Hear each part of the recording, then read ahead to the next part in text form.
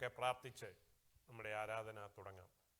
പരിശുദ്ധനായ കർത്താവേ, നല്ല ദൈവമേ, അങ്ങയുടെ ഓമനപുത്രന്റെ നാമത്തിൽ ഞങ്ങൾ ഒരു പ്രാവശ്യം കൂടെ അടുത്ത് വന്നിരിക്കുന്നു. ഒരു മാസം കൂടെ ഞങ്ങളെ വിട്ടേ കടന്നുപോയി. കഴിഞ്ഞ 10 മാസക്കാലം നിന്റെ അനുഗ്രഹങ്ങൾ ഞങ്ങളുടെ മേൽ ചുറ്റിപ്പറ്റിയിരുന്നു. ഞങ്ങൾ പോയ വഴികളിലും ഞങ്ങളകത്തായിരുന്നപ്പോഴും നീ ഞങ്ങളെ സംരക്ഷിച്ചു പരിപാലിച്ചു. ഇന്നുവരെയും സന്തോഷത്തോടെ നിൽക്കുവാൻ തക്കോണം കൃപ ചെയ്തു. ഞങ്ങളുടെ രോഗങ്ങളിൽ, ഞങ്ങളുടെ ദുഃഖങ്ങളിൽ, ഞങ്ങളുടെ ഭാരങ്ങളിൽ നീ ഞങ്ങൾക്ക് കൂട്ടാളിയായിരുന്നു. ഇന്ന് വീണ്ടും കടന്നു വന്ന അങ്ങയുടെ സന്നിധാനത്തിൽ ഞങ്ങൾക്ക് സന്തോഷിപ്പാൻ, അങ്ങേ ആരാധിപ്പാൻ, മഹത്വപ്പെടുത്തുവാൻ ഞങ്ങൾക്ക് തന്നിരിക്കുന്ന ആരോഗ്യത്തിനും കൃപയ്ക്കും ദയയ്ക്കായി സ്തോത്രം. ഇന്ന് പകൽക്കാലം ഞങ്ങളെ മുറ്റുമായി അനുഗ്രഹിക്കണമേ. എല്ലാവരും അനുഗ്രഹം പ്രാപിച്ചവരായി കടന്നു പോകുവാൻ ഇടയാക്കുമാറാകണമേ. നീ ഞങ്ങൾക്കായി കരുതിയിരിക്കുന്നത് കൊണ്ട് സകല ചിന്താകുലവും നിന്റെ മേലിട്ട് ഞങ്ങൾ സ്വാതന്ത്ര്യത്തോടെ നിന്നെ സ്തുതിപ്പാൻ്റെ കൊണം കൃപ തന്നാട്ടെ. പാടുവാൻ, പ്രാർത്ഥിപ്പാൻ, നിന്റെ വചനം ധ്യാനിപ്പാനൊക്കെ ഞങ്ങളെ അനുഗ്രഹിക്കണമേ. അന്യോന്യം പ്രബോധിപ്പിക്കുവാനായി, ശക്തിപ്പെടുത്തുന്നവരായി, പ്രാർത്ഥിക്കുന്നവരാക്കി ഞങ്ങളെ തീർക്കുമാറാകണമെന്ന് പ്രാർത്ഥിക്കുന്നു. ഞങ്ങളുടെ കുഞ്ഞുങ്ങൾക്കായി സ്തോത്രം, സൺഡേ സ്കൂളിനായി സ്തോത്രം, അധ്യാപകർക്കായി സ്തോത്രം. അവരും പഠിക്കുന്ന കാര്യങ്ങൾ ഹൃദയത്തിൽ വെക്കുവാൻ കർത്താവെ, അത് പ്രായോഗിക ജീവിതത്തിൽ കൊണ്ടുവരാനൊക്കെ ഇടയാക്കണമേ. ഞങ്ങളുടെ അഡൽട്ട് സൺഡേ സ്കൂളിനെയും അനുഗ്രഹിക്കുമാറാകണമേ. ഇന്ന് കടന്നു വന്നിരിക്കുന്ന എല്ലാ ദൈവജനത്തിനായി സ്തോത്രം. കടന്നു വരുവാൻ വഴിയിലായി കർത്താവെ യാത്ര ചെയ്തുകൊണ്ടിരിക്കുന്നവർ ഇത്രയും വേഗം കടന്നു വരുവാൻ ഇടയാക്കണമേ. കടന്നു വരുവാൻ കഴിയാതെ ജോലിയിലും മറ്റിടങ്ങളിലും ഭവനങ്ങളിലുമായിരിക്കുന്ന ഞങ്ങളുടെ പ്രിയപ്പെട്ടവർക്കായി സ്തോത്രം. അവരെയും ആസ്വദിച്ചാട്ട് ലോകത്തുള്ള സകല ദൈവമക്കൾക്കായി സ്തോത്രം. എല്ലാവരുടെയും ആരാധനയിൽ നിന്റെ കരുണയുണ്ടാകുമാറാകണമെന്ന് ഞങ്ങൾ പ്രാർത്ഥിക്കുന്നു. ദൈവമായ കർത്താവെ, ഞങ്ങളറിയാതെ ആരെങ്കിലും ഭാരത്തിലും ദുഃഖത്തിലും ആയിരിക്കുന്നുവെങ്കിൽ നിന്റെ മഹാസാന്നിധ്യം കൊണ്ടും ശക്തി കൊണ്ടും അവരെ നിറച്ച് ബലപ്പെടുത്തുമാറാകണമെന്ന് പ്രാർത്ഥിക്കുന്നു. മുഴുവൻ ഏകാഗ്രതയും ഞങ്ങൾക്ക് തന്നാട്ടെ. സകല മഹത്വം അങ്ങേക്ക് തരുന്നു. പ്രാർത്ഥന കേട്ടതുകൊണ്ട് സ്തോത്രം. യേശു ക്രിസ്തുവിന്റെ വിലയേറിയ നാമത്തിൽ തന്നെ ആമേൻ. കടന്നു വന്നിരിക്കുന്ന എല്ലാവർക്കും കർത്താവിൻ്റെ വിലയേറിയ നാമത്തിൽ വന്ദനം. ഞങ്ങളെ ദൂരെ നിന്ന് കാണുന്ന പ്രിയപ്പെട്ടവർക്കും കർത്താവിൻ്റെ നാമത്തിൽ ഞങ്ങളുടെ ഗ്രീറ്റിംഗ്സ് പറയുന്നു. ഇന്ന് നാം ഒരുമിച്ച് ദൈവസന്നിധാനത്തിലായിരിക്കുമ്പോൾ ദൈവം നമ്മെ നിശ്ചയമായും അനുഗ്രഹിക്കും.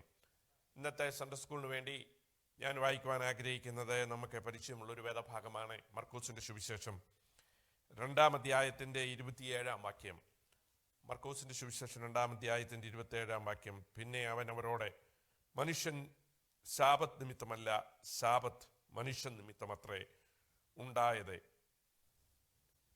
നമ്മുടെ കർത്താവായ യേശു ക്രിസ്തു ഈ ലോകത്തിലായിരുന്നപ്പോൾ താൻ നന്മ ചെയ്തും മറ്റുള്ളവരെ സഹായിച്ചും എല്ലായ്പ്പോഴും മുന്നിലായിരുന്നു.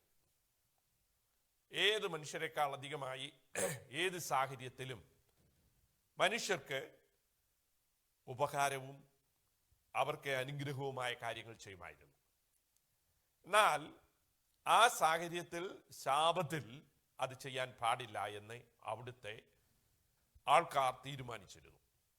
ശാബത്തിൽ ചിലതൊക്കെ ചെയ്യാം.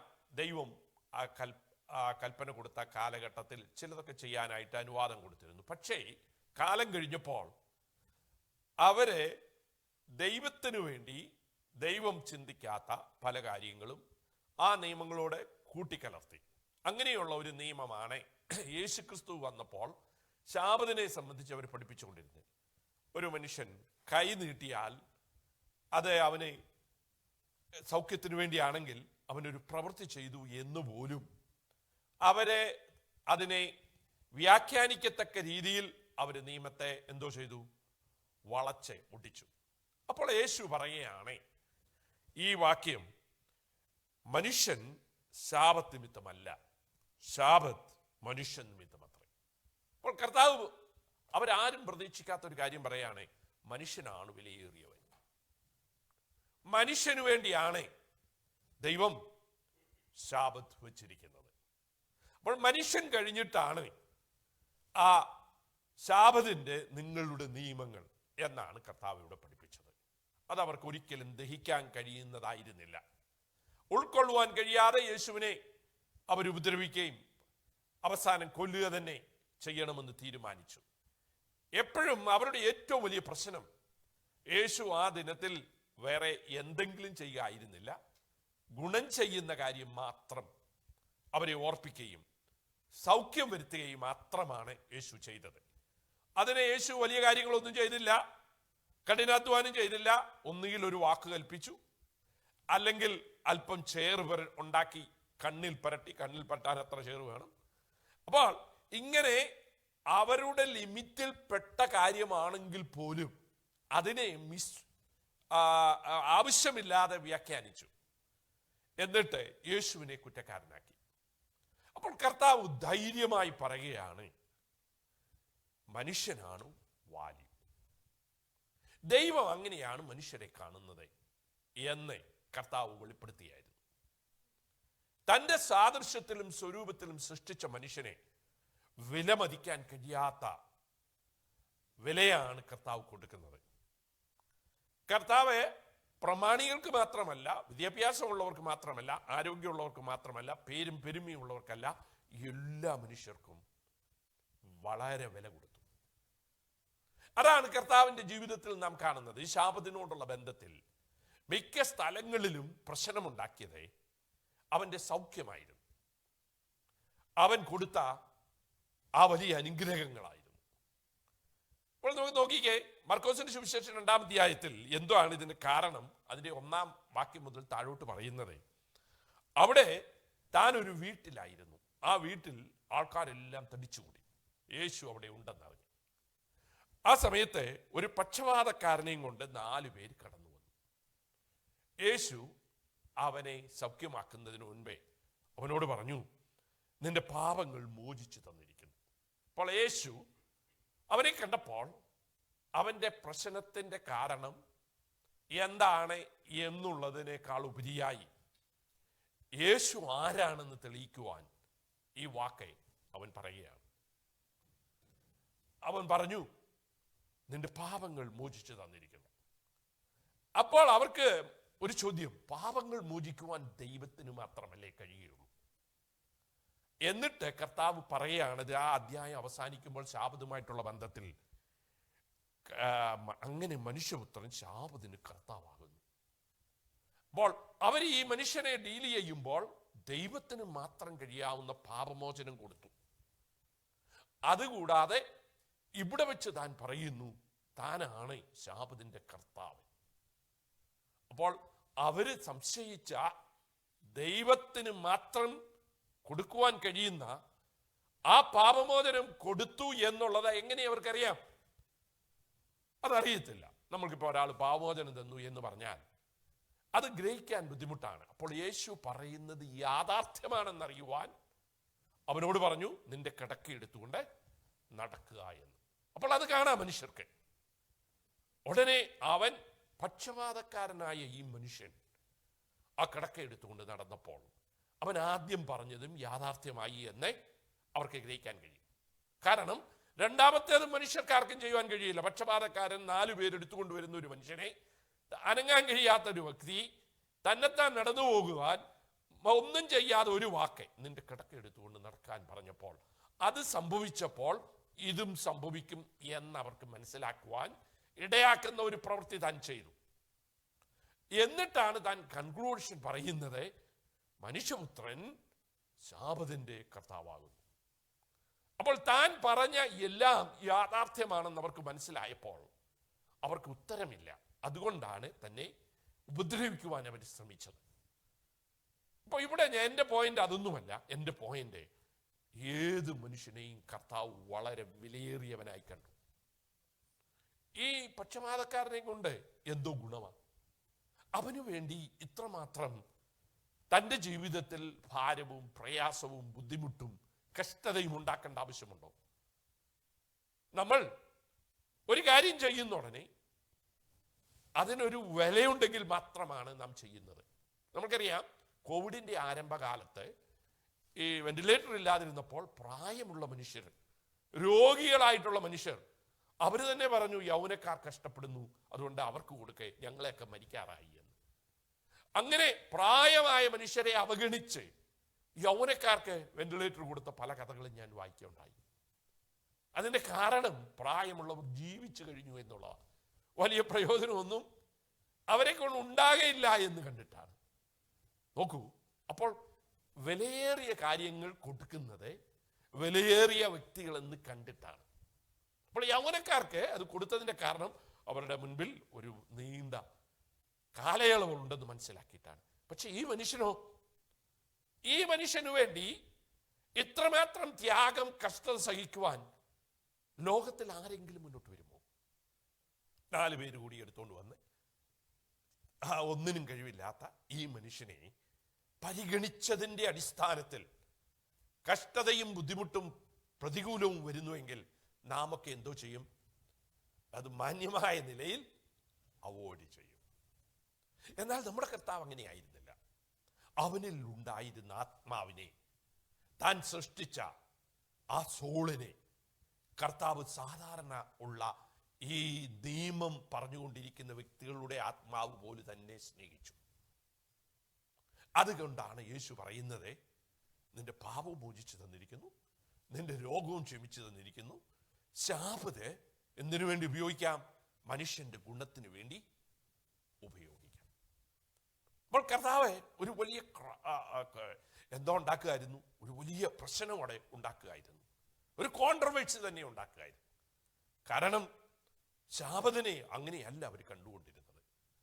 ഇല്ലാത്ത പലതും അവരതിന്മേൽ അടിച്ചേൽപ്പിച്ച് ആർക്കും ഒന്നും ചെയ്യാൻ കഴിയാത്ത രീതിയിൽ അവരാക്കി തീർത്തു. അപ്പോൾ യേശു അവരോട് ചോദിക്കുകയാണ്, നിങ്ങൾ ഈ പറയുന്നതല്ലാതെ ജീവിതത്തിൽ നിങ്ങൾ ചെയ്യയില്ല.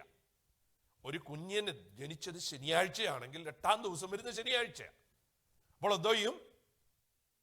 അവരെ പുരോഹിതന്മാരെ വിളിച്ചു വരുത്തും, അതിൻ്റെ ആൾക്കാരെ വീട്ടിൽ കൊണ്ടുവരും, സദ്യ ഒരുക്കും, പരിച്ഛേദന നടത്തും. അപ്പോൾ അത് നിങ്ങൾ ചെയ്യും. അതുകൂടാതെ ശാബത്തിലാണ് യാഗം കഴിക്കുന്നത്. ഒരു ആടിനെയോ ഒരു മൂരിയോ കൊല്ലണമെങ്കിൽ അതും കുഞ്ഞുകളിയല്ല, കൈ അനക്കുന്നത് പോലെയല്ല, വളരെ പണിയെടുക്കണം. അപ്പോൾ അത് നിങ്ങൾ ചെയ്യുന്നുണ്ട്. മൂന്നാമത്, നിങ്ങളുടെ വീട്ടിലെ ഒരു ആടോ പശുവോ ഒരു കുഴിയിൽ വീണാൽ ശാബത്ത് കഴിയുന്നിടം വരെ നിങ്ങൾ നോക്കിയിരിക്കും. യേശു ചോദിച്ച ചോദ്യമാണ്. അപ്പോൾ ഈ മൂന്നിനും അവർക്ക് ഉത്തരമില്ലാഞ്ഞപ്പോൾ അവർ വിഷമിച്ചു. അപ്പോൾ യേശു പറയുന്നത്, നിങ്ങളുടെ ആടിനേക്കാളും നിങ്ങളുടെ മാടിനേക്കാളും എനിക്ക് പ്രിയമുള്ളത് ഈ മനുഷ്യാത്മാവാണ്. അവൻ ഏത് സ്ഥിതിയിലാണെങ്കിലും, അവന് ഏത് രോഗമാണെങ്കിലും കർത്താവെ അവനെ പരിഗണിച്ചു. അവനു വേണ്ടി ഏത് ത്യാഗവും ചെയ്തു. അവനു വേണ്ടി താൻ കഷ്ടത മറ്റുള്ളവരാൽ ഏൽക്കുവാൻ തക്കവണ്ണം അവൻ മുന്നോട്ട് വന്നു. അപ്പോൾ ഇന്ന് രാവിലെ എനിക്ക് പറയാനുള്ളത്, നമ്മുടെ അവസ്ഥ എന്ത് തന്നെയായിരുന്നാലും നമ്മെ സ്നേഹിക്കുകയും നമുക്ക് വേണ്ടി നിൽക്കുകയും നമ്മൾക്ക് വേണ്ടി ഒരു സ്റ്റെപ്പല്ല 9 സ്റ്റെപ്പ് മുന്നോട്ട് വരുവാൻ നമ്മുടെ കർത്താവ് മനസ്സുള്ളവനാണ്. അത് ഹൃദയത്തിൽ വെച്ചുകൊണ്ടിരിക്കുകയല്ല, പരസ്യ സ്ഥലത്ത് അത് കൽപ്പിക്കുകയും അത് ചെയ്യുകയും അതിനുവേണ്ടി വേണമെങ്കിൽ അവൻ ഇന്റർപ്രിട്ടേഷൻ നടത്തുകയും ചെയ്യും. എന്താ ഇന്റർപ്രിട്ടേഷൻ നടത്തുന്നത്? മനുഷ്യൻ ശാബത നിമിത്തമല്ല, 10 കൽപ്പനയിൽപ്പെട്ട ശാബതാണെങ്കിലും മനുഷ്യന് വേണ്ടിയാണ് ദൈവം ആ നിയമവും ശാബതും ഉണ്ടാക്കിയത്. നോക്കൂ, എത്ര തൻ്റെ ഇടത്തോടാണ്, എത്ര ധൈര്യത്തോടാണ് താനെ ശത്രുക്കളുടെ വായടക്കിയ മാത്രമല്ല ഈ പാവപ്പെട്ടവന് വേണ്ടി കാര്യങ്ങൾ ചെയ്യുന്നത്. അതുകൊണ്ടാണ് ദൈവവചനത്തിൽ പറഞ്ഞിരിക്കുന്നത്, മനുഷ്യനെ ഓർക്കേണ്ടതിന് അവൻ എന്ത്, മനുഷ്യപുത്രനെ സന്ദർശിക്കേണ്ടതിന് അവൻ എന്തുമാത്രം. നോക്കൂ, നമ്മുടെയൊക്കെയും വില. ഒരു മനുഷ്യൻ ഇത്ര രോഗിയായിട്ട് പോലും കർത്താവ് ലിമിറ്റ്ലെസ് ആയി ഒരു പരിഗണന എന്നുള്ളത് വിവരിക്കാൻ കഴിയാത്ത രീതിയിൽ കൊടുത്ത് അവനെ മാന്യനാക്കുന്നു, അവനെ സഹായിക്കുന്നു. അതുകൊണ്ട് ഇന്നെ കേൾക്കുന്ന പ്രിയപ്പെട്ടവരെ, ഏതു സമയത്തും നമ്മളെക്കുറിച്ച് കർത്താവിന് കരുതലുണ്ട്. കർത്താവ് നമുക്ക് വേണ്ടി നിൽക്കും. കർത്താവ് നമുക്ക് വേണ്ടി നിയമങ്ങൾ, തെറ്റിദ്ധരിച്ച നിയമങ്ങൾ വ്യാഖ്യാനിക്കും. അവൻ പറയും, ഞാൻ കർത്താവാണ് ശാബത്തിന്റെ. അത് അതിനേക്കാൾ കോൺട്രവേഴ്സിയാണ്. അവർക്ക് ദഹിക്കാൻ കഴിയാത്ത കാര്യം, ഈ പാവപ്പെട്ടവന്റെ കാര്യത്തെ തുടങ്ങിയത് യേശു അവിടെ ഡിക്ലെയർ ചെയ്യുകയാണ്. അപ്പോൾ യേശുവിന്റെ അടുക്കലേക്ക് ആർക്കും ഏത് നേരത്തും എന്തുമായി കടന്നു വരാം. അപ്പോൾ ഈ മനുഷ്യനെ സഹായിക്കുവാൻ അവനെ നോക്കിയിട്ടൊന്നും കർത്താവ് കണ്ടില്ല. അവന്റെ പാപം ക്ഷമിക്കുവാൻ, അവന്റെ രോഗം സൗഖ്യമാക്കുവാൻ അവനെ നോക്കിയിട്ടൊന്നും കണ്ടില്ല. പക്ഷെ അതിനൊരു ഹേതു കണ്ടു, കൊണ്ടുവന്നവരുടെ വിശ്വാസം പോലും കണ്ടിട്ട് അവനെ സഹായിച്ച ഒരു കർത്താവിനെയാണ് നാം കാണുന്നത്. അപ്പോൾ നോക്കൂ, നമ്മളിൽ ഒന്നുമില്ലെന്നിരിക്കട്ടെ, നമ്മുടെ ജീവിതത്തിൽ മറ്റുള്ളവർക്ക് കാണത്തക്ക രീതിയിൽ പ്രാധാന്യമുള്ളതല്ലെങ്കിലും കൊണ്ടുവന്നവരുടെ വിശ്വാസം നോക്കി സഹായിച്ച ഒരു കർത്താവ്. അപ്പോൾ നോക്കൂ, ഈ നല്ല ടീച്ചേഴ്സ് പറയും എന്തെങ്കിലും എഴുതി വെച്ചാലല്ലേ ഒരു മാർക്ക് തരാൻ പറ്റുള്ളൂ. വെറും വെള്ളപ്പേപ്പർ ഇട്ടാൽ പറ്റുമോ എന്ന്. 4 വരി എഴുതിയാൽ ഇവർ ഇത്ര എഴുതിയല്ലോ എന്ന് ഓർത്ത് അരമാർക്ക് കൊടുക്കുന്ന ടീച്ചേഴ്സ് ഉണ്ട്. അതിന്റെ കാരണം എന്താ? എങ്ങനെയെങ്കിലും ഒന്ന് രക്ഷപ്പെട്ടോട്ടെ എന്ന് വിചാരിച്ച്. അതിനേക്കാൾ അങ്ങേപ്പുറത്താണ് കർത്താവ് ഇവിടെ ചെയ്തിരിക്കുന്നത്. വെള്ളപ്പേപ്പറായിട്ട് മാർക്ക് കൊടുക്കുന്ന ഒരു കർത്താവ്. എന്തേ? അവനിലൊന്നും കാണാഞ്ഞിട്ട് കൊണ്ടുവന്നവരുടെ വിശ്വാസം കണ്ടിട്ട് പാപക്ഷമയും രോഗസൗഖ്യവും അവന് വേണ്ടി നിൽക്കുന്ന മഹോന്നതനായ മഹാമനസ്കനായ മഹാദൈവത്തെയാണ് നാം അവിടെ കാണുന്നത്. അതുകൊണ്ട് നമുക്കൊരു വിധത്തിലും നമ്മുടെ പ്രശ്നം ഇന്നതാണെന്നോർത്ത് നമ്മെ മനുഷ്യർ തള്ളിയാലും, മനുഷ്യർക്ക് വിലയില്ലെങ്കിലും, മനുഷ്യർക്ക് താല്പര്യമില്ലെങ്കിലും, അതിനങ്ങേപ്പുറത്ത് നമ്മളിലുള്ള ദൈവം ഊതിയ ശ്വാസം, ദൈവം കാണുന്നിടത്തോളം കാലം ദൈവം നമ്മെ മാന്യരായി കരുതുന്നു. ഇതൊരു സാധാരണ സംഭവം മാത്രമാണോ? അല്ലെങ്കിൽ ഇതൊരു യാദൃശ്ചിക സംഭവിച്ചതാണോ? ഇനിയും നോക്കെ ലൂക്കോസിന് സുവിശേഷം 7-ാം അധ്യായത്തിൽ അവിടെ നാം കാണുന്നത് ഒരു പാപിനിയായ സ്ത്രീയെ കുറിച്ചാണ് പറഞ്ഞിരിക്കുന്നത്. എന്താ? നമുക്കൊക്കെയും കഥയറിയാം. ഞാൻ അതുകൊണ്ട് 7-ാം അധ്യായത്തിൽ 36 മുതലുള്ള വാക്യങ്ങളിലാണ് ആ കോണ്ടക്സ്റ്റിലുള്ള സംഗതി നടക്കുന്നത്. അവിടെ ഒരു പട്ടണത്തിലെ പാപിനി എന്നാണ് വേദപുസ്തകം അവളെ വിളിക്കുന്നത്. അവളെ ഒരു പ്രോസ്റ്റിറ്റ്യൂട്ട് ആയിരുന്നു എന്ന് നമുക്ക് മനസ്സിലാക്കാൻ കഴിയും. അപ്പോൾ അവൾ വന്നു. അവൾക്ക് നാട്ടുകാരൊരു വിലയും കൊടുക്കുന്നില്ല. അവിടെ വീട്ടുകാരൻ പറയുന്നത് ഇവളൊന്ന് തൊടാൻ പോലും ഒരു പ്രവാചകൻ അനുവദിക്കുകയില്ല. അത്രമാത്രം അവഗണിക്കപ്പെട്ടവളാണ്. ആദ്യം കണ്ടത് ഒന്നിനും എഴുന്നേക്കാൻ കഴിയാത്ത പക്ഷപാതക്കാരൻ. ഇവിടെ ആരാ? പാപത്തിൽ ജീവിക്കുന്നു എന്ന് മുദ്രയടിക്കപ്പെട്ട,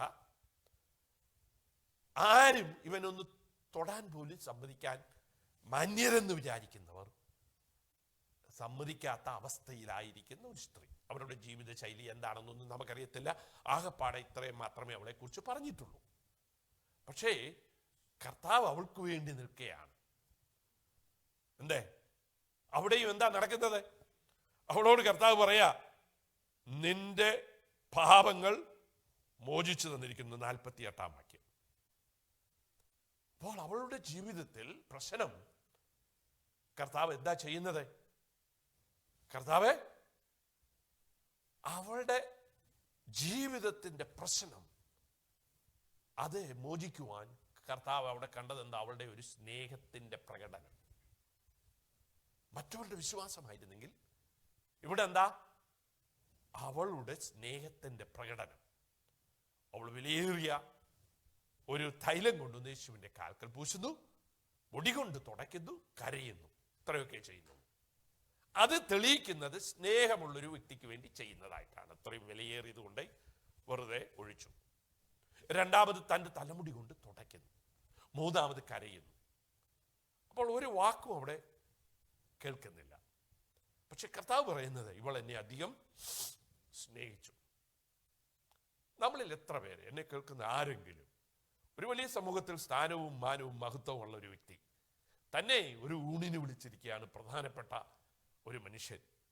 ആ വീട്ടിൽ ഇങ്ങനെയുണ്ടെങ്കിൽ എങ്ങനെയായിരിക്കും നാം കൈകാര്യം ചെയ്യുന്നത്? ഇത്രയും പരിഷ്കൃതമെന്ന് 21-ാം നൂറ്റാണ്ടിൽ ജീവിക്കുന്ന നമ്മൾ പോലും അതിനെ അവഗണിക്കുകയാണ് സാധാരണഗതിയിൽ ചെയ്യുന്നത്. എന്നാൽ 20 നൂറ്റാണ്ടുകൾക്ക് മുൻപ് ഒരു വിലയും ഇല്ലാതെ എഴുതിത്തള്ളപ്പെട്ട ഈ സ്ത്രീയെ ആരും ഒന്ന് വീട്ടിൽ പോലും കയറ്റുവാൻ ശ്രദ്ധിക്കാത്തവളെ അവളുടെ പാപം മോചിച്ചത് മാത്രമല്ല, അവൾക്ക് വേണ്ടി നിൽക്കുന്ന ഒരു കർത്താവിനെയാണ് നാം കാണുന്നത്. അപ്പോൾ രോഗിയെന്ന് മാത്രമല്ല, എഴുതത്തള്ളപ്പെട്ട പക്ഷപാതക്കാരൻ മാത്രമല്ല, ഒരു വിലയും കൽപ്പിക്കാത്ത ഒരു സ്ത്രീക്ക് വേണ്ടി നിൽക്കുന്ന ഒരു കർത്താവാണ് നമ്മുടെ കർത്താവ്. അപ്പോൾ അവിടെ എന്താ കാണുന്നത്? അവിടെയും കാണുന്നത് ലോകം കാണുന്നത് പോലെ അല്ല ദൈവം നിന്നെ കാണുന്നത്. നിനക്ക് വേണ്ടുന്നത് നിനക്ക് നൽകി നിന്നെ പുത്തൻ വ്യക്തിയാക്കുന്ന ഒരു കർത്താവിനെയാണ് നാം ഇവിടെ കാണുന്നത്.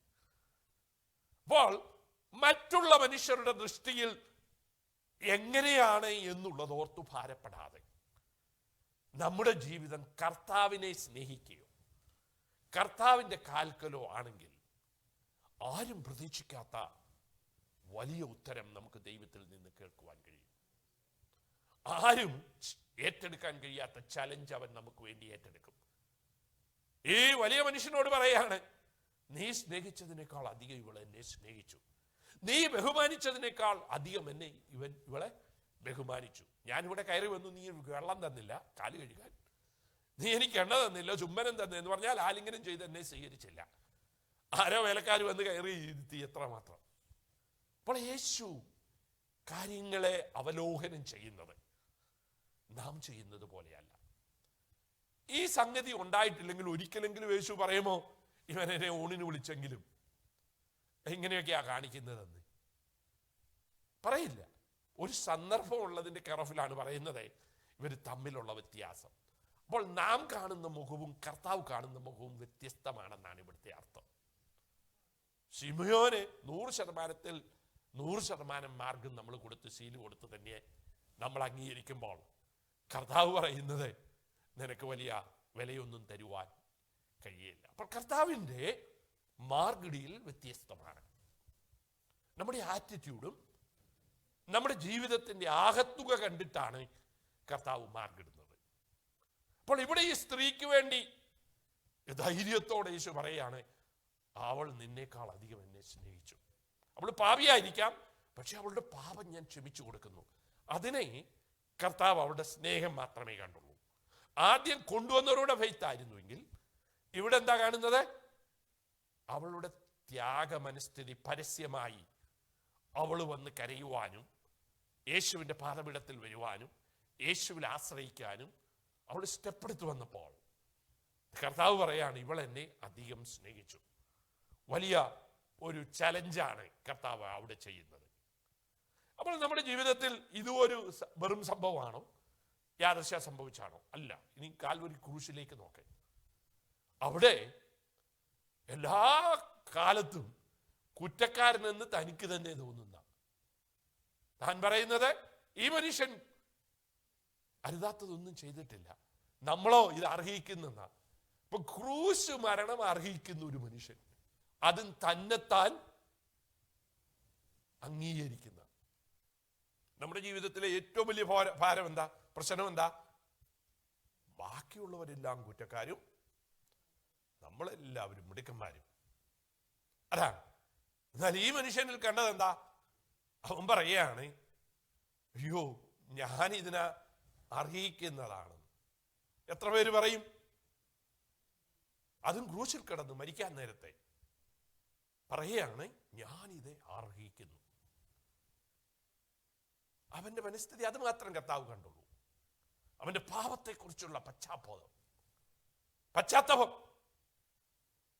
അത് കണ്ടിട്ട് അവൻ പ്രാർത്ഥിച്ചതിനേക്കാൾ വലുത് അവന് വേണ്ടി കൊടുക്കുന്നു. അവന്റെ പാപം ക്ഷമിച്ചിട്ട് എന്താ പ്രാർത്ഥിക്കുന്നത്? എന്താ? ഇപ്പം കുറഞ്ഞത് 2000 വർഷം കഴിഞ്ഞു. 2000 വർഷം കഴിഞ്ഞിട്ട് നടക്കുന്ന ഒരു കാര്യം അവൻ ചോദിച്ചത്. എപ്പോഴാ രാജ്യത്വം ഉണ്ടാകുന്നത് നമുക്ക് അറിഞ്ഞുകൂടാ. പക്ഷെ നമുക്ക് ഇപ്പൊ ഒന്നറിയാം, 2000 വർഷമായിട്ടും രാജ്യത്വമൊന്നും പ്രാപിച്ചില്ല. അപ്പോൾ അങ്ങ് ദൂരെ എന്തെങ്കിലും ഒരു ഗുണം പ്രതീക്ഷിച്ചാൽ കർത്താവ് പറയാണ്, എന്ന് നീ എന്നോടുകൂടെ പർദീസയിലിരുത്തും. കാൽവരി ക്രൂശിൽ തന്നോടുകൂടെ കിടക്കുമ്പോൾ ആകെ തനിക്കുണ്ടായ ചിന്താഗതി, തൻ്റെ ജീവിതത്തിൽ താൻ കുറ്റക്കാരനാണ്, താൻ അർഹിക്കുന്നതാണ്, തനിക്ക് ഈ ശിക്ഷ ശരിയായ ശിക്ഷയാണ്. ആ അവസ്ഥയിലേക്ക് വന്നവനെ കർത്താവ് എന്തോ അംഗീകരിക്കുന്നു. നിനക്കും മാർഗിട്ട് നിന്നെയും കയറ്റി വിടുന്നു. അവൻ്റെ ഈ സോളിനെയാണ് കർത്താവ് കാണുന്നത്. അവരിൽ അടങ്ങിയിരിക്കുന്നപ്പോൾ രോഗിയാകട്ടെ, പാപിനിയാകട്ടെ, കൊള്ളക്കാരൻ എന്ന് അവൻ തന്നെ സമ്മതിക്കട്ടെ, ഏത് മനുഷ്യരെയും കർത്താവ് പരിഗണനയോട് കാണുന്നു. അത് എങ്ങനെ കാണുന്നു? പ്രതീക്ഷിക്കുന്നതിനപ്പുറമായി. ഇവരാരെങ്കിലും ഇത് പ്രതീക്ഷിച്ചോ? ഇവരാരും ഇത് പ്രതീക്ഷിച്ചില്ല. യേശു അവർക്ക് വേണ്ടി ശാബത്തിൽ നിന്നിട്ട് പറയാണ്, ശാബത്ത് മനുഷ്യന് വേണ്ടി ഉണ്ടാക്കിയതാണ്. ഒരുത്തന്റെ രോഗിയുടെ കാര്യം ഡീൽ ചെയ്യുമ്പോൾ മറ്റേത് പറയുന്നു, നിന്റെ ഈ പരിപാടികളെക്കാളൊക്കെ എന്നെ സ്നേഹിച്ച് എന്തെങ്കിലും ചെയ്യുന്നവരെയാണ് ഞാൻ അധികം കാണുന്നത്. മൂന്നാമത്തെ വ്യക്തിയെ കുറിച്ച് ലോകം അവനും മരിക്കേണ്ടതാണ്, അവൻ ചാവേണ്ടതാണെന്നൊക്കെ പറയുള്ളൂ. പക്ഷെ യേശു പറയുന്നത് അതൊക്കെ സംഭവിച്ചു, പക്ഷെ ഇപ്പോൾ നിന്റെ ആ കൺവിക്ഷൻ നിന്നെ നീ ആഗ്രഹിച്ചതിനേക്കാൾ 100 മടങ്ങല്ല, 1000 മടങ്ങല്ല അധികമായി മാനിക്കുന്ന, എന്നോടൊപ്പം ഇരുത്തുന്ന, എന്നോടൊപ്പം പ്രതീക്ഷയിൽ ഇരിക്കുന്ന ഒരു മഹത്തായ സംഗതി അവന് വാഗ്ദാനം ചെയ്യുകയാണ്. അപ്പോൾ എൻ്റെ കർത്താവിൻ്റെ വലിപ്പവും മനുഷ്യരുടെ വിലയുമാണ് ഞാൻ ഇവിടെ കാണുന്നത്. അപ്പോൾ യേശുവിൻ്റെ കണക്ക് വ്യത്യസ്തമാണ്, നമ്മുടെ യേശുവിൻ്റെ ഇടപാട് വ്യത്യസ്തമാണ്, യേശുവിൻ്റെ കണക്കും വ്യത്യസ്തമാണ്. യേശുവിൻ്റെ കണക്കെന്താ? നമുക്ക് മത്തായിയുടെ സുവിശേഷം 18-ാം അധ്യായത്തിലാണ് ആ കണക്ക് നാം കാണുന്നത്. യേശു പറഞ്ഞു, നിങ്ങളെ എന്തോ ചെയ്യണം? ക്ഷമിക്കണം എന്നൊക്കെ പഠിപ്പിച്ചു. ലൂക്കോസിന്റെ സുവിശേഷം 17:4 ആ കാര്യം പറയുന്നത്. അതൊന്ന് ആദ്യം വായിച്ചിട്ട് മത്തായിലേക്ക് പോകാം. 17:4 അവിടെ യേശു കാര്യങ്ങളൊക്കെ പഠിപ്പിച്ചപ്പോൾ, നിങ്ങളുടെ സഹോദരൻ പഴിച്ചാൽ 7 വട്ടം അവൻ മാനസാന്തരപ്പെട്ടാൽ അവനോട് ക്ഷമിക്കണം. അതാണ്, ദിവസത്തിൽ 7 വട്ടം നിന്നോട് പിഴയ്ക്കുകയും 7 വട്ടവും നിന്റെ അടുക്കൽ വന്ന് നീ ഞാൻ മാനസാന്തരപ്പെടുന്നു എന്ന് പറയുകയും ചെയ്താൽ അവനോട് ക്ഷമിക്കാം. അത്രയും മനസ്കത ആർക്കെങ്കിലും ഉണ്ടോ എന്ന് എനിക്കറിഞ്ഞുകൂടാ. ഒരു ദിവസം തന്നെ 7 പ്രാവശ്യം നമ്മുടെ അടുക്കൽ വന്നിട്ട്, ഒരു പ്രാവശ്യമാണെങ്കിൽ ക്ഷമിക്കും, 2-ാം പ്രാവശ്യമാണെങ്കിൽ ഏറ്റെടുക്കും, 3-ാം പ്രാവശ്യമാണെങ്കിൽ യേശു പറഞ്ഞ പോലെ പിശാച് എൻ്റെ പുറകിൽ പോകാൻ പറയും, നീ എനിക്ക് ഇടർച്ചയാണെന്ന് പറയില്ലേ? അതായിരിക്കും നമ്മൾ ചെയ്യുന്നത്. പക്ഷെ യേശു അങ്ങനെയല്ല പറഞ്ഞു. യേശുവിൻ്റെ കണക്ക് വ്യത്യസ്തമാണ്. ഇത് കേട്ട ഉടനെ പത്രോസ് വിചാരിച്ചു, യേശുവിൻ്റെ കൂടെ വന്നാൽ 7 പ്രാവശ്യം ക്ഷമിച്ചാൽ മതിയല്ലോ. അങ്ങനെ ഒരു കണക്കും കൂട്ടി ഇരിക്കുമ്പോഴാണ് മത്തായിയുടെ സുവിശേഷം 21-ാം അധ്യായത്തിൽ ഡീൽ ചെയ്യുന്ന കാര്യം. നോക്കിക്കേ, മത്തായിയുടെ സുവിശേഷം 18 അതിൻ്റെ 21. അപ്പോൾ പത്രോസ് അവൻ്റെ അടുക്കൽ വന്ന് 21 മുതൽ, കർത്താവ്, ഈ സഹോദരൻ എത്ര വട്ടം എന്നോട് പിഴച്ചാൽ ഞാൻ ക്ഷമിക്കണം? ഓൾറെഡി കർത്താവ് പറഞ്ഞതാ. എന്തേ? അപ്പൊ അവൻ മിടുക്കനാകാൻ പോയതാ. പത്രോസിന് അങ്ങനെ കുഴപ്പമുണ്ട്, അതാണ് ഇന്ന് ഞാൻ പ്രസംഗിക്കാൻ പോകുന്നത്. അപ്പോൾ അതുകൊണ്ട് ഞാൻ ആ സൈഡിലേക്ക് പോകുന്നില്ല. ഇപ്പം എന്താണെന്നറിയാമോ? കർത്താവേ, ഞാൻ 7 വട്ടമൊക്കെ ക്ഷമിച്ചു എന്ന് പറയാനായിരിക്കാം താൻ വരുന്നത്. അപ്പോൾ കർത്താവ് എന്താ പറഞ്ഞു?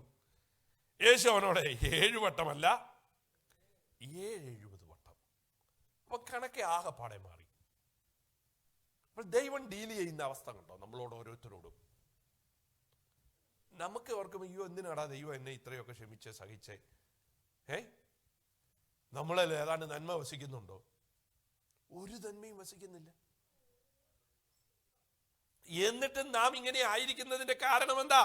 യേശുവിന്റെ കണക്കുകൂട്ടൽ വ്യത്യസ്തമാണ്. ലോകത്തിന് ഗ്രഹിക്കാൻ കഴിയാത്ത കണക്കുകൂട്ടലാണ് മനുഷ്യനുമായിട്ട്. അവനെ ഏറ്റെടുക്കുന്ന നമ്മളെ പോലെ അല്ല കർത്താവ്. നമ്മളുടെ കണക്കുകൂട്ടലുമല്ല കർത്താവിന്റെ കണക്കുകൂട്ടൽ.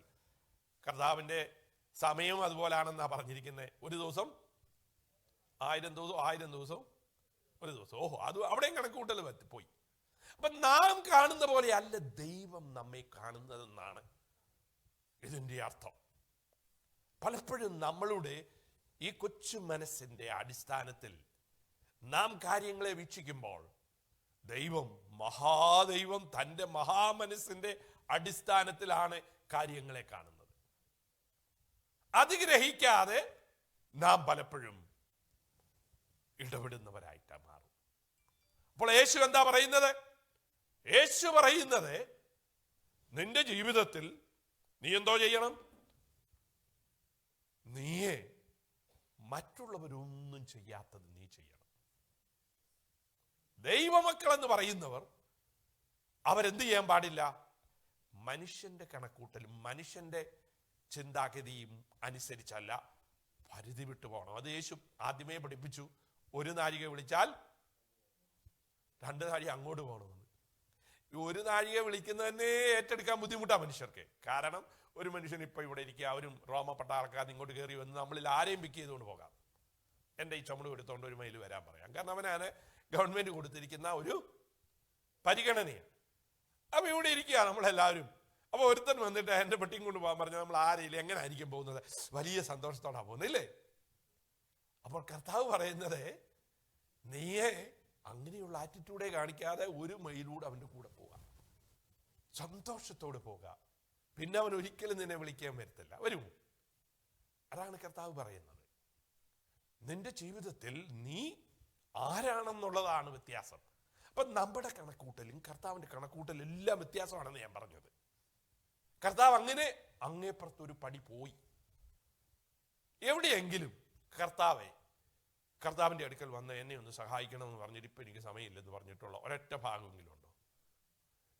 ഏത് പ്രശ്നത്തിന്റെ നടുവിലും തൻ്റെ അടുക്കൽ വന്നവരെ സഹായിക്കുവാൻ കർത്താവ് തുനിഞ്ഞു.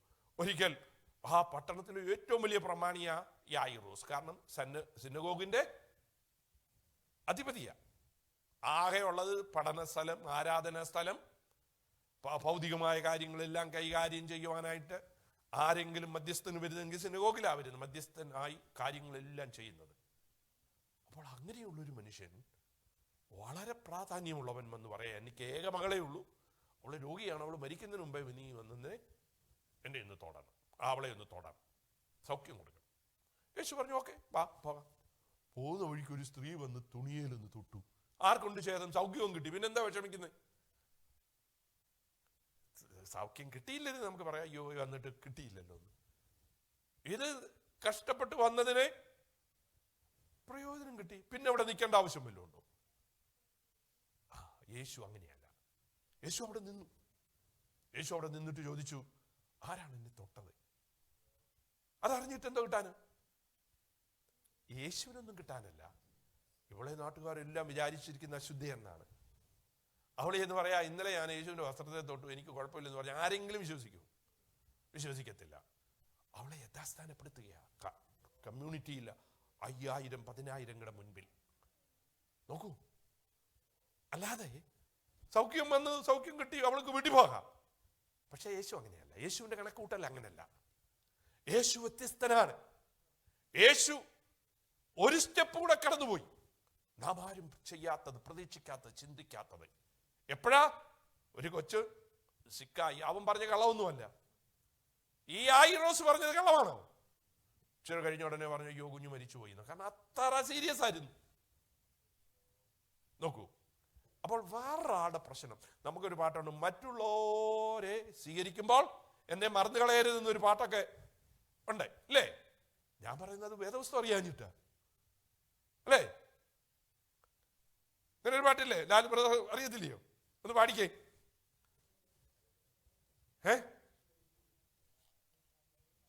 ഏതാ? എന്നെ നോക്കണമേ. അങ്ങനെ ഒരു പ്രശ്നമേ ഉദിക്കുന്നില്ല. മറ്റുള്ളവരെ നോക്കുമ്പോൾ നിന്നെയും നോക്കിയിരിക്കും. ആണ് ഇത്ര കാര്യമായ പ്രശ്നത്തിന്റെ നടുവിൽ ഈ സ്ത്രീക്ക് സൗഖ്യവും വന്നു. ഈ സ്ത്രീക്ക് വേണ്ടി അവിടെ സമയം കളയേണ്ട ആവശ്യമില്ല. പക്ഷേ യേശു തമ്പുരാൻ അവൾ ആരാണെന്നും അവൾ എന്ത് ചെയ്തെന്നും അവൾക്ക് എന്ത് സംഭവിച്ചുവെന്നും കമ്മ്യൂണിറ്റിയോട് വിളിച്ചു പറയുകയാണ്. ഇവളിനി മേലാൽ വേറെ താമസിക്കേണ്ട ആവശ്യമില്ല. അവളെ അവിടത്തെ വെച്ച് തന്നെ കർത്താവ് സ്ഥാനപ്പെടുത്തി. കണക്കൂട്ടൽ വ്യത്യസ്തം യേശുവിന്റെ. അപ്പോൾ നാം വിചാരിക്കുന്നത് പോലെയല്ല. ശാബത്തിന് വേണ്ടി മനുഷ്യനെ സൃഷ്ടിച്ചല്ല, മനുഷ്യന് വേണ്ടി ശാബത്ത് സൃഷ്ടിച്ച ദൈവം ക്രമപ്രകാരം എല്ലാം ചെയ്യുന്നു. മനുഷ്യന് വില കൊടുക്കുന്നു. അവൻ രോഗിയാണെങ്കിലും പാപിനിയാണെങ്കിലും അതിക്രമക്കാരനാണെങ്കിലും പാപിനി പാപം ചെയ്തതേ ഉള്ളൂ. ഇത് മറ്റവനെങ്ങനെയല്ല, കൊള്ളയും കൊലയും ചെയ്തവനെന്നാണ്. അപ്പോൾ ഓരോ സ്റ്റെപ്പ് എത്ര മോശമാണെങ്കിലും കർത്താവിൻ്റെ ക്ഷമയും കർത്താവിൻ്റെ പരിഗണനയും നീ എങ്ങനെയായിരുന്നു എന്നുള്ളതിൻ്റെ അടിസ്ഥാനത്തിലല്ല, നിന്റെ വില കണ്ടിട്ട് നീ കർത്താവിൻ്റെ അടുക്കൽ വരുന്നതിനെ കുറിച്ചാണ്. അപ്പോൾ നോക്കൂ, ഇവിടെ പത്രോസിനോട് പറയാ, പത്രോസേ, നീ വിചാരിച്ചിരിക്കുന്ന പോലെ 7 വട്ടം കൊണ്ടുള്ള പരിപാടി ഇങ്ങോട്ട് വേണ്ട. പിന്നെ എങ്ങനെ വേണം? 7 വട്ടം. നമുക്ക് ചിന്തിക്കാൻ കഴിയാത്തതിന് അങ്ങേപ്പുറത്താണ് ദൈവം നമ്മളോട് ഡിമാൻഡ് ചെയ്യുന്നത്. എന്തേ എന്ന് വെച്ചാൽ, നമ്മൾക്ക് ക്രിസ്ത്യാനിയായിരിക്കുന്നുവെങ്കിൽ, ദൈവ പൈതലായിരിക്കുന്നുവെങ്കിൽ, നീ പണ്ടത്തെ ഗ്രഡ്ജ് വെച്ചുകൊണ്ടിരിക്കുന്നത് ദൈവ സ്വഭാവമല്ല, കർത്താവിൻ്റെ കണക്കൂട്ടലുമല്ല. നമുക്ക് എല്ലാവർക്കും ദേഷ്യമൊക്കെ വരും. എന്നാൽ കർത്താവ് കാണിച്ചതാണ് നമ്മുടെ മാതൃക. നമ്മളാണെങ്കിൽ എല്ലാത്തിനും ഒരു ലിമിറ്റ് വെക്കും. നമ്മുടെ ലിമിറ്റില്ലാത്ത ഇടപാടുകളാണ് കർത്താവ് ചെയ്യുന്നത്. പരിധി ഇല്ല. എവിടെയാണ് പരിധി എന്ന് ചോദിച്ചാൽ പരിധിയില്ല. എന്താ പരിധി ഇല്ലാത്തത്? നമ്മളാണെങ്കിൽ കാൽവരി ക്രൂശിലേക്ക് മാത്രം നോക്കിയാൽ മതി. 2 കള്ളന്മാരുടെ ഇടയിൽ യേശുവിനെ ക്രൂശിച്ചത് കണ്ടപ്പോഴാണ് പറയുന്നത് ഇവർ അറിവില്ലാതെ ചെയ്യുന്നത് എന്താണെന്ന്. എന്ന് വെച്ചാൽ യേശുവിനെ ഒരു കള്ളനാക്കി എന്നാളാണ്. അങ്ങനെ അതിൻ്റെ അടിസ്ഥാനം. അല്ലാതെ ക്രൂശിച്ചത് കൊണ്ടല്ല. 2 കള്ളന്മാരുടെ ഇടയിൽ അവനെ ക്രൂശിച്ചു. കാരണം അവനും ഇതുപോലെ ഒരുത്തനാണെന്ന് ലോകം അറിഞ്ഞോണം. അപ്പോഴാണ് പറയുന്നത് ഇവരുടെ അറിവുകേടിന് ഇവരോട് ക്ഷമിക്കണമെന്ന്. അപ്പോൾ നോക്കൂ, നമ്മുടെ കർത്താവ് എത്ര വലിയ മനസ്സുള്ളവനാണ്. വലിയ ആ ചിന്തയ്ക്കനുസരിച്ചാണ് തൻ്റെ ഓരോ പ്രവർത്തനവും. അപ്പോൾ നാം കർത്താവിലേക്ക് വരുമ്പോൾ നമ്മളുടെയും ചിന്തകൾക്ക് കുറച്ചെങ്കിലും മാറ്റം വരുത്തണം. ഇടപാടുകൾക്ക് മാറ്റം വരുത്തണം. പഴയതും കഴിഞ്ഞതുമായത് വെച്ചുകൊണ്ടിരുന്ന് നമ്മളെ തന്നെ ദ്രവിപ്പിക്കരുത്. നാമേ ക്ഷമിക്കേണ്ടത്, സഹിക്കേണ്ടത്, വിട്ടുകളയേണ്ടത്, മറ്റുള്ളവന്റെ വാല്യൂ മനസ്സിലാക്കി, കർത്താവ് അവനെ പരിഗണിക്കുന്നത് മനസ്സിലാക്കി അവനോട് ക്ഷമിക്കണം. നാം ആരും എന്തല്ല വലിയ മിടുക്കന്മാരോ ശ്രേഷ്ഠന്മാരോ അല്ല. നമ്മൾക്കും അതേ കരുണ, അതേ കൃപ ദൈവം നമുക്ക് തരുന്നുണ്ട്. അതുകൊണ്ടാണ് നാം ഓരോരുത്തരും ഇങ്ങനെയായിരിക്കുന്നത്. അപ്പോൾ പത്രോസിന്റെ കണക്കൂട്ടലല്ല യേശുവിൻ്റെ കണക്കൂട്ടൽ മനുഷ്യരുമായി, പ്രത്യേകിച്ച് ക്ഷമയുടെ കാര്യത്തിൽ ഉണ്ടാകുന്നത്. ഇവിടെയെല്ലാം ഞാൻ പറഞ്ഞിടത്തെല്ലാം ക്ഷമയുണ്ട്. അവനോട് പക്ഷപാതക്കാരനോട് ക്ഷമിച്ചു, പാപിയായ സ്ത്രീയോട് ക്ഷമിച്ചു, കാൽവറി ക്രൂശിലെ കള്ളനോട് ക്ഷമിച്ചു.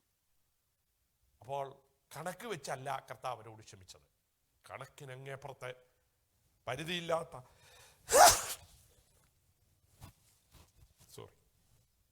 പരിധിയില്ലാത്ത രീതിയിലാണ് താൻ എന്തു പഠിപ്പിച്ചുവോ അത് താൻ ചെയ്തു കാണിച്ചു. താനെ അത് ചെയ്യാൻ മറ്റുള്ളവരെ പ്രേരിപ്പിച്ചു, നമ്മളോട് ആവശ്യപ്പെടുന്നു. അപ്പോൾ നാമേ ലോകത്തിൻ്റെ മുൻപിൽ ആരെയെങ്കിലും ഫോളോ ചെയ്യണമെങ്കിൽ വേറെ ആരെയും ഫോളോ ചെയ്യാൻ കർത്താവ് പറഞ്ഞിട്ടില്ല. എന്നെ അനുഗമിക്കാനാണ് കർത്താവ് പറഞ്ഞിട്ടുള്ളത്. എൻ്റെ ആടുകൾ എൻ്റെ ശബ്ദം കേൾക്കുമെന്നാണ്, അവരെന്നെ അനുഗമിക്കുമെന്നാണ് പറഞ്ഞത്. എൻ്റെ മാർഗം എന്നൊക്കെയാണ് പറഞ്ഞിരിക്കുന്നത്. അല്ലാതെ മറ്റുള്ളവരെന്ത് ചെയ്യുന്നു എന്നുള്ളത് നമുക്ക് പ്രശ്നമേ അല്ല. അങ്ങനെയാണെങ്കിൽ നാം അവരെ പോലെയാകുക. നമ്മൾക്കൊരു പ്രത്യേക സ്റ്റാൻഡേർഡ് ഉണ്ടെങ്കിൽ അത് ക്രിസ്തുവിൻ്റെ സ്റ്റാൻഡേർഡാണ്. കർത്താവ് ഈ ലോകത്തിലേക്ക് വന്നു, മനുഷ്യനായി വന്നു. എന്തിന്? നമ്മെ പോലെയാകാൻ. എന്തിന്? നാം അവനെ പോലെയാകാൻ. അത്രയേ ഉള്ളൂ. അവൻ നമ്മെ പോലെയായി ഇറങ്ങി വന്നു. എന്നിട്ട് നമ്മെ അവനെ പോലെ ആക്കുമെന്നാണ് യോഹന്നാൻ പറഞ്ഞിരിക്കുന്നത്. അപ്പോൾ അതിന് കർത്താവ് ചെയ്തത് എന്തെല്ലാമാണെന്ന് ഈ സമയത്ത് എൻ്റെ കോണ്ടെക്സ്റ്റ് അല്ലാത്തതുകൊണ്ട് ഞാൻ അങ്ങോട്ട് പോകുന്നില്ല. അപ്പോൾ നമ്മുടെ ചിന്താഗതിക്ക് മാറ്റം വരുത്തണം, നമ്മളുടെ ജീവിതശൈലിക്ക് മാറ്റം വരുത്തണം. നാമേ മറ്റുള്ളവരെ എന്ത് ചെയ്യുന്നു എന്നുള്ളതിൻ്റെ അടിസ്ഥാനത്തിൽ നമ്മുടെ ജീവിതം കെട്ടിപ്പടുത്താൽ എന്തോ വ്യത്യാസം. അതുകൊണ്ടാണ് യേശു ചോദിച്ചത്, നിങ്ങളെ മാത്രം മാനിക്കുന്നവരെ മാനിച്ചാൽ എന്ത് വിശേഷത? ജാതികളും അങ്ങനെ ചെയ്യുന്നുണ്ടല്ലോ. അപ്പൊ നമ്മളിൽ എന്തോ കാണണം? മറ്റുള്ളവർ ഏറ്റെടുക്കാത്ത, ചെയ്യാത്ത, ചിന്തിക്കാത്ത കാര്യങ്ങൾ നാം ഏറ്റെടുക്കണം. നമുക്ക് ആരെയും തള്ളിക്കളയേണ്ട ഒരു ആവശ്യവുമില്ല, ആരെയും മാറ്റി നിർത്തേണ്ട ആവശ്യമില്ല. ദൈവമായ കർത്താവ് അവരെ എങ്ങനെ കാണുന്നുവോ അതുപോലെ നാമും അവരെ കണ്ടേ പറ്റത്തുള്ളൂ. അപ്പോൾ കർത്താവിൻ്റെ കണക്കുകൂട്ടൽ വ്യത്യസ്തമാണ്. ഇനി നോക്കിക്കേ, കർത്താവിൻ്റെ ആ കണക്കുകൂട്ടലിന് ഒരു കാര്യമുണ്ട്. അതെ, നമുക്ക് എഫെസ്യ ലേഖനത്തിൽ നോക്കാം. 1-ാം അധ്യായം അതിൻ്റെ 7-8 വാക്യം. എഫെസ്യ ലേഖനം. ഇങ്ങനെയൊക്കെ കർത്താവ് ചെയ്യുന്നതിന് ഒരു പ്രത്യേക കാരണമുണ്ട്. അല്ലാതെ നമ്മളാരും മിടുക്കന്മാരായതുകൊണ്ടോ നമ്മൾ കർത്താവിൻ്റെ സന്നിധാനത്തിൽ ഓക്കെ എന്ന് വിചാരിക്കുന്നത് കൊണ്ടും അല്ല. കർത്താവ് പറയാണ്, അവൻ്റെ ആ മഹാകൃപ, 7-8 വാക്യം, അവനിൽ നമുക്ക് അവൻ്റെ രക്തത്തിൽ അതിക്രമങ്ങളുടെ മോചനമെന്ന വീണ്ടെടുപ്പുണ്ട്. അതേ അവൻ നമുക്ക് ധാരാളമായി കാണിച്ച കൃപാദാനപ്രകാരം സകല ജ്ഞാനവും വിവേകവും നൽകിയിരിക്കുന്നു. അതെന്തുകൊണ്ടാ? ഈ അതിക്രമങ്ങളുടെ മോചനം എന്നുള്ള സംഗതി ഉള്ളത് കാരണം അവന്റെ കൃപയുടെ അൺഡിസ്ക്രൈബിൾ ഗ്രേസ്. എന്താ? പറഞ്ഞറിയിക്കാൻ കഴിയാത്ത കൃപ. അത് മാത്രമേ ഉള്ളൂ കാര്യം. അത് എങ്ങനെയാണ് നമ്മുടെ ജീവിതത്തിൽ പ്രവർത്തിച്ച? 2:8 പറയുന്നു, കൃപയാലല്ലോ നിങ്ങൾ വിശ്വാസം മൂലം രക്ഷിക്കപ്പെട്ടിരിക്കുന്ന, അതിന് നിങ്ങൾ കാരണവുമല്ല. നമ്മളവർക്ക് നമ്മൾ കാരണമാണെന്ന്. നമ്മളെ മിടുക്കന്മാരായിരിക്കുന്ന എന്താ? പാവക്ഷമ കിട്ടിയതിന്റെ കാരണം എന്താ? നമ്മളെയൊക്കെ കേമത്തരം വന്ന. പക്ഷെ വേദപുസ്തകം എന്താ പറയുന്നത്? നിങ്ങള് കാരണവുമല്ല, പിന്നെന്താ? ദൈവത്തിന്റെ ദാനമത്രേ ആകുന്നു. അവിടെ ആകെ ഒരു വിശ്വാസം എന്നൊരു വേടയുള്ളൂ നമ്മുടേത്. വേറെ എല്ലാം ദൈവത്തിന്റെ പ്രവർത്തനം. അപ്പോൾ കൃപയാണ് എന്നോടും നിങ്ങളോടും ചെയ്തതെങ്കിൽ ബാക്കിയുള്ളവരോടും കൃപ കർത്താവ് ചോദിച്ചു. കൃപയെക്കുറിച്ച് ക്വസ്റ്റ്യൻ ചെയ്ത ഒരു ഉപമ വേദപുസ്തകം പറയുന്നുണ്ട്. എന്താ? രാവിലെ തൊട്ട് പണിയെടുത്തവനും അവസാനത്തെ 1 മണിക്കൂർ പണിയെടുത്തവനും, ബാക്കിയുള്ളതൊക്കെ നിങ്ങൾക്ക് കഥ അറിയാവുന്നതുകൊണ്ട് ഞാൻ അങ്ങോട്ട് പോകുന്നില്ല. അപ്പോൾ അവനെന്തോ പ്രതീക്ഷിക്കുന്നത്? അവന് കൂടുതൽ കിട്ടണമെന്ന്. പക്ഷെ അതെവിടുത്തെ പ്രതീക്ഷയാ? കാരണം അവൻ പറഞ്ഞൊത്തത് അവന് കിട്ടിയാൽ അവനില്ലാത്ത കൂലി അവൻ ചോദിച്ചു വാങ്ങിയത്. കാരണം റോമ പട്ടാളക്കാരന് മാത്രമേ 1 ദിനാറിയസ് കൊടുക്കത്തുള്ളൂ. ബാക്കിയുള്ളവർക്കൊക്കെ വളരെ കുറച്ച് ശമ്പളമേ ഉള്ളൂ. അപ്പോൾ ഇവൻ ഡിമാൻഡ് ചെയ്തു, എനിക്ക് എത്ര വേണം? 1 വെള്ളിക്കാശ് വേണമെന്ന് അവൻ രാവിലെ പറഞ്ഞു വെത്തു. 1 വെള്ളിക്കാശ് കിട്ടിയാൽ അവന് വലിയ സന്തോഷമാണ് ഉണ്ടാകേണ്ടതല്ലേ?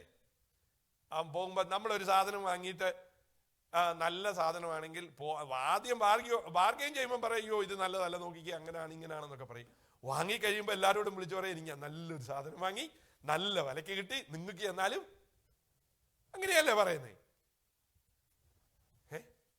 ബാർഗെയിൻ ചെയ്ത് വാങ്ങിച്ചോണ്ട് വന്നാലേ അങ്ങനെയല്ലേ? അങ്ങനെയാ ഇവനും അങ്ങനെ ചെയ്യേണ്ടത്. ഞാൻ രാവിലെ അവിടെ വെറുതെ നിൽക്കായിരുന്നു, ഒരുത്തനെ കണ്ടു. അവനെ ഞാൻ റോമാക്കാരനൊന്നും അല്ലെങ്കിലും എനിക്ക് റോമാക്കാർക്ക് കൊടുക്കുന്ന കൂലി എനിക്ക് തന്നു എന്ന് പറഞ്ഞവൻ 4 പേരെ വിളിച്ചു പറഞ്ഞു കാണും. അപ്പോഴാണ് മനസ്സിലായി ഈ ഉടമസ്ഥൻ ഇവന് മാത്രമല്ല എല്ലാവരെയും പരിഗണിക്കുന്നവനാണെന്ന്. അതവന് ഉൾക്കൊള്ളാൻ വയ്യ. അത്രയേ ഉള്ളൂ അവന്റെ പ്രശ്നം. അവന് കിട്ടാഞ്ഞിട്ടല്ല അവന്റെ പ്രശ്നം, മറ്റുള്ളവരെ ഉൾക്കൊള്ളാൻ വയ്യാത്തപ്പോ കർത്താവ് എന്താ ചോദിക്കുന്നേ? എന്റെ നല്ല മനസ്സിനോർത്ത് നീ എന്തിനാ ഭാരപ്പെടുന്നത്? നിന്റെ ഞാൻ എന്തെങ്കിലും എടുത്തോ? എന്തെങ്കിലും നിന്റേത് കുറച്ചിട്ടാണ് ഞാനിത് ചെയ്തെങ്കിൽ നിനക്ക് പറയാം.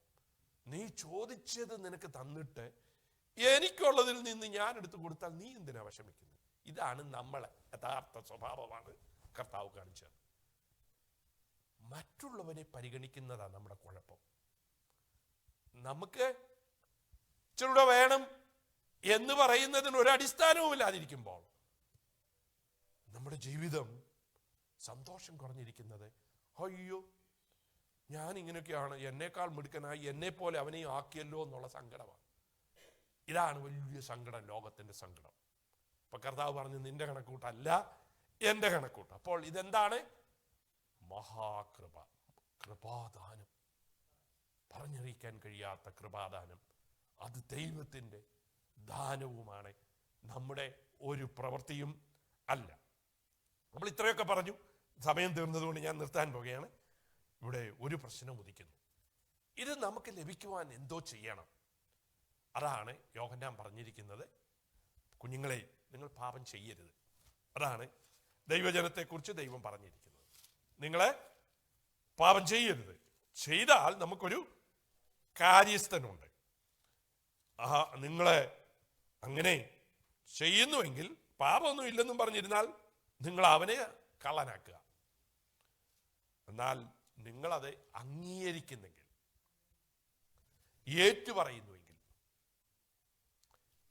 ഈ ഏറ്റുപറച്ചിൽ എന്ന് പറയുന്നത് അതുപോലെ എടുത്തു പറയാന്നേ ഉള്ളൂ.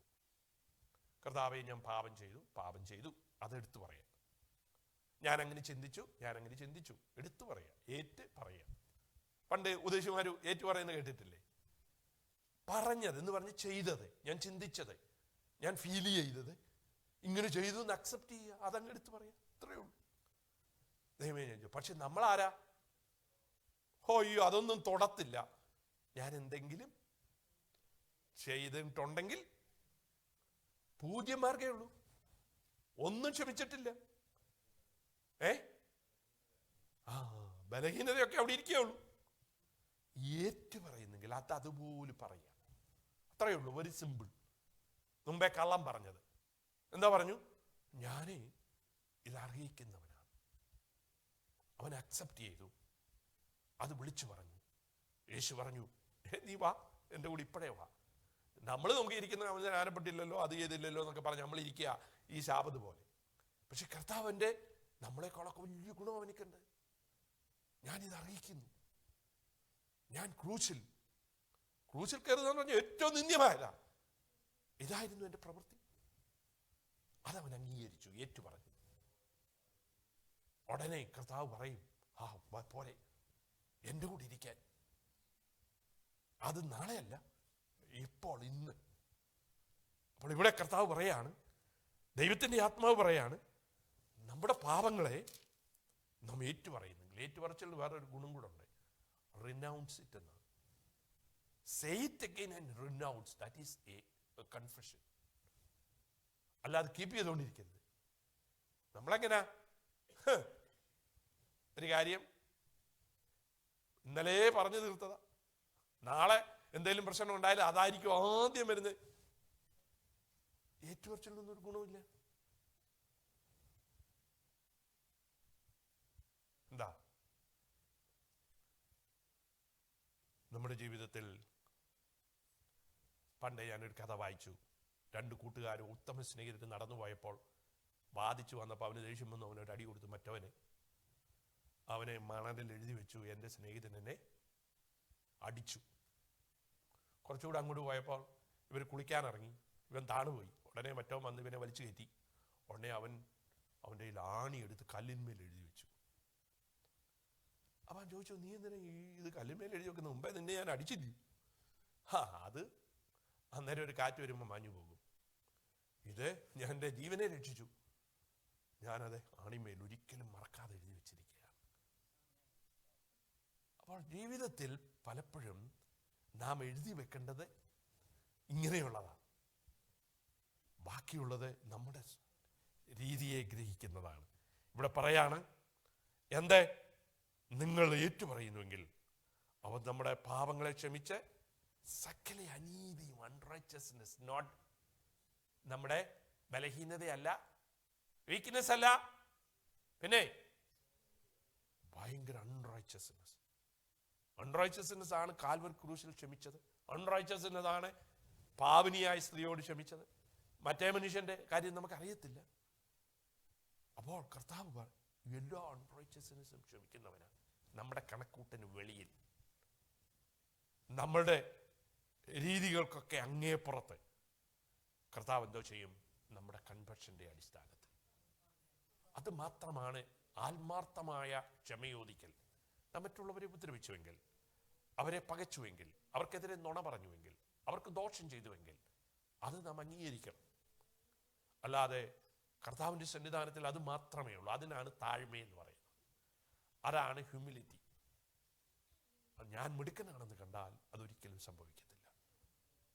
ഞാൻ കർത്താവിൻ്റെ സന്നിധാനത്തിൽ ഏതുമില്ലാത്തവനാണ്, ഒരു ശ്വാസമാണ്. വേറെ അനിശ്ചിതമായ ലോകത്തിൽ ഞാൻ ജീവിക്കുന്നത് തന്നെ കൃപയാണ്. കർത്താവിൻ്റെ കണക്കൂട്ട് വ്യത്യസ്തമായതുകൊണ്ടാണ് 7 വട്ടമല്ല 70 വട്ടമായതുകൊണ്ട്. അതാണ് അവൻ്റെ കണക്കൂട്ടൽ നമുക്ക് വേണ്ടി. അതുകൊണ്ടാണ് നാം സന്തോഷമായിരിക്കുന്നത്. അതുകൊണ്ടാണ് നമ്മുടെ ജീവിതത്തിൽ നാം തകർന്നു പോകാഞ്ഞത്. അല്ലാതെ നമ്മുടെ മഹിമയല്ല, നമ്മുടെ മിടുക്കല്ല, നമ്മുടെ പ്രാർത്ഥനയല്ല, നമ്മുടെ വിശുദ്ധിയല്ല. നാം ചെയ്യേണ്ടത് ഒരുപാട് കാര്യങ്ങൾ ചെയ്യാത്തവരാണ്. ചെയ്യരുതാത്തത് പലതും ചെയ്യുന്നു എന്നുള്ളത് മാത്രമല്ല, ചെയ്യേണ്ട ബണ്ടിൽസ് ഓഫ് തിങ്സ്, ഒരുപാട് കാര്യം, ലിമിറ്റ്ലെസ് ആയ കാര്യങ്ങൾ കർത്താവ് നമ്മളിൽ നിന്ന് ആഗ്രഹിക്കുന്നത് നമ്മുടെ ജീവിതത്തിൽ ഇല്ലാത്തപ്പോഴും നമ്മളെ കർത്താവ് പരിഗണിക്കുന്നത് അവൻ്റെ കണക്കൂട്ടലിൻ്റെ വ്യത്യാസം കൊണ്ടാണ്. നമ്മുടെ കണ്ണുകൾ അടയ്ക്കാം. നമുക്ക് ദൈവസന്നിധാനത്തിൽ നമ്മളെ തന്നെ കാണാം. കർത്താവ് ലീഗലിസ്റ്റ് ആയിരുന്നില്ല. എല്ലാവരും എൻ്റെ അടുക്കൽ ഞാൻ പറഞ്ഞതുപോലെ ആയിരിക്കണമെന്നല്ല. അവരുടെ വിശ്വാസം കൊണ്ട് സഹായിച്ചു, സ്നേഹപ്രകടനം കൊണ്ട് സഹായിച്ചു. അതുകൂടാതെ അവൻ ലാസ്റ്റ് ചാൻസ് ഉപയോഗിച്ചു. അവസാനം കിട്ടിയ ചാൻസ് അവൻ ഉപയോഗിച്ചു പ്രോപ്പറായി. നമുക്കറിഞ്ഞുകൂടാ ഏത് സമയമാണ് നമ്മുടെ ജീവൻ നമ്മളിൽ നിന്ന് നഷ്ടപ്പെടുന്നത്. ഏത് നിമിഷവും നമുക്ക് അവസാന നിമിഷം പോലെ നാം കാണണം. അല്ലാതെ നാളത്തെ കണക്കൂട്ടിയിരിക്കാൻ നമ്മളെ കൊണ്ട് പ്രാപ്തിയില്ല. ഇതുപോലെ കാലം ദൈവസന്നിധാനത്തിലായിരിക്കുന്ന ദൈവജനമേ, മനുഷ്യനു വേണ്ടി ശാപത്തുണ്ടാക്കിയെന്ന് ഡിക്ലെയർ ചെയ്യുന്ന കർത്താവേ, നമുക്ക് വേണ്ടി ധൈര്യമായി നമ്മുടെ അടുക്കൽ വരുന്ന കർത്താവേ, അവൻ നമുക്ക് വേണ്ടി പുതിയ മാർഗമുണ്ടാക്കും, പുതിയ വഴിയുണ്ടാക്കും, പുതിയ നിയമമുണ്ടാക്കും. ഇന്ന് പകൽക്കാലം നമ്മുടെ ജീവിതം എങ്ങനെയുണ്ടെന്ന് നോക്കാം. ലോകത്തിൽ ഒരുപാട് മാറ്റങ്ങൾ വന്നു, നമുക്കൊരു മാറ്റം വരട്ടെ. കോവിഡ് ഒരുപാട് മാറ്റം വരുത്തി, നമ്മുടെ ജീവിതത്തിൽ ഒരു മാറ്റം വരട്ടെ. നമ്മുടെ ചിന്തയ്ക്ക് മാറ്റം വരട്ടെ, നമ്മുടെ ബിഹേവിയറിന് മാറ്റം വരട്ടെ, നമ്മുടെ ഇടപാടുകൾക്ക് മാറ്റം വരട്ടെ. പഴയതും ഒക്കെ പറഞ്ഞുകൊണ്ട് നാശത്തിൻ്റെ, നെഗറ്റീവിൻ്റെ ആ വലിയ ചിന്തയുമായിരിക്കാതെ ദൈവം നമുക്ക് വേണ്ടി ചെയ്ത ഉന്നതമായ കാര്യങ്ങളെ നമുക്ക് കാണാം. ശ്രേഷ്ഠമായ നിലയിൽ നമ്മെ പരിഗണിച്ചു നോക്കാം. എന്നിട്ട് അവന് നന്ദി കരേറ്റാം. നമുക്ക് ഓരോരുത്തർക്കും പ്രാർത്ഥിക്കാം. മറ്റുള്ളവരെ നോക്കുമ്പോൾ എന്നെ മറക്കുന്നൊരു ദൈവമല്ല, മറ്റുള്ളവരുണ്ടെങ്കിലും എന്നെ പരിഗണിക്കുന്ന ഒരു കർത്താവ് ഇന്ന് പകൽക്കാലം നമ്മുടെ നടുവിൽ ഉലാവുകയാണ്. അവൻ നമ്മെ കാണുന്നുണ്ട്, അവൻ നമ്മെ അറിയുന്നുണ്ട്, നമ്മുടെ ഉള്ള അവസ്ഥ അവൻ അറിയുന്നുണ്ട്. മറ്റുള്ളവരെ എഴുതിത്തള്ളുന്നത് പോലെ അല്ല നമ്മുടെ കർത്താവ് നമ്മുടെ ജീവിതത്തിൽ. നമ്മളിൽ വലിയ വില കണ്ട കർത്താവ്, വലിയ നിധി കണ്ടിട്ട് എല്ലാം വിറ്റിട്ട് വന്ന നല്ല ഉടമസ്ഥൻ ഇന്ന് പകൽക്കാലം നമ്മെ അനുഗ്രഹിപ്പാൻ നമ്മുടെ നടുവിലുണ്ട്. അവൻ നമ്മെ സ്പർശിക്കുന്നു.